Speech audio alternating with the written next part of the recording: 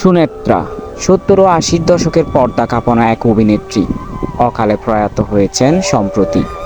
পৃথিবীর মায়া ত্যাগ করে পরকালের অসীম পথে যাত্রা করেছেন এই অভিনেত্রী। কর্মজীবনে শিমুল, পারুল সহ একাধিক দর্শকনন্দিত সিনেমায় অভিনয় করে হয়েছেন প্রশংসিত। তার সিনেমার লিস্ট বেশ দীর্ঘ।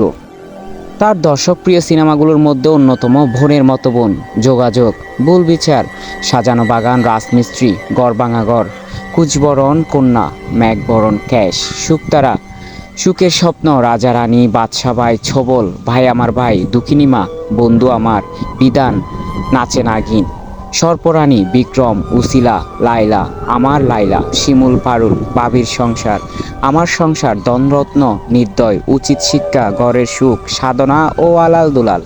প্রসঙ্গত ১.৫ মাস আগে গত ২৩ এপ্রিল কলকাতায় মারা যান সুনেত্রা, অথচ এতদিনে সেই খবর কেউ জানতেও পারেনি। অবশেষে শুক্রবার চিত্রনায়ক জায়েদ খানের ফেসবুক পোস্ট ঘিরে আসে সেই সংবাদ।